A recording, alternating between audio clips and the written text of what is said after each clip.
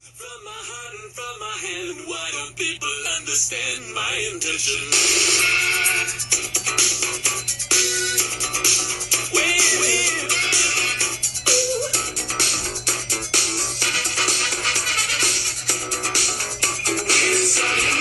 Good morning, young scientists. This is Mr. B with another edition of Weird Science Wednesdays. In the Learning Lab, we are currently reviewing photosynthesis, which is the process by which plants create their own food. They are producers.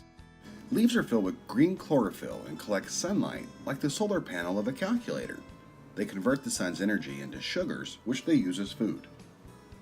That explains why plants are green. But as we look outside, we're noticing that the leaves on our trees are no longer green. In fact, they're turning red, yellow, orange, and brown. We're in the fall season. So why do leaves change colors? My hypothesis is when the oxygen from cold and heat might change the color of the leaves. Like this leaf, since it's cold outside, they might die. ¿A cuál es el más mejor para salvar una cuestión? An experiment, of course. The materials for this experiment include rubbing alcohol, a coffee filter, plastic wrap, a pair of scissors, timer, microwavable measuring cups, some tape, 3 containers, and 3 basins. Since we will be using hot water and rubbing alcohol, it's important that you allow adults to warm up that water for you and use safety goggles and gloves when pouring the rubbing alcohol. Safety first, as always, in the Learning Lab. The 5th grade legends went into our own Riverview ecosystem to collect a variety of leaves and then returned to the Learning Lab to sort, research, and identify them. Then, official That Science field correspondent Enrique chopped up one type of leaf, safely poured rubbing alcohol over them, cut a strip from a coffee filter, filled the basin with hot water, swirled the leaf and alcohol mixture, set the timer, and set the mixture in the water overnight. So why do leaves change color in the autumn season? Well, leaves need sunlight, air, water, and chlorophyll to make food for the tree.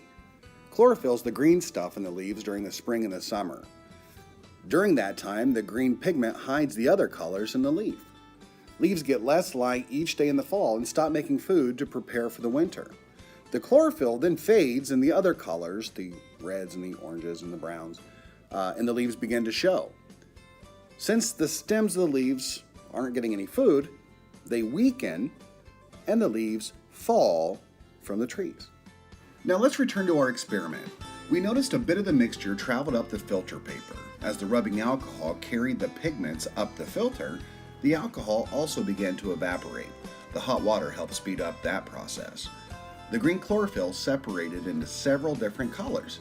Even though a plant leaf looks like it's mostly one color, it's actually made up of a mixture of pigment molecules, much like we are.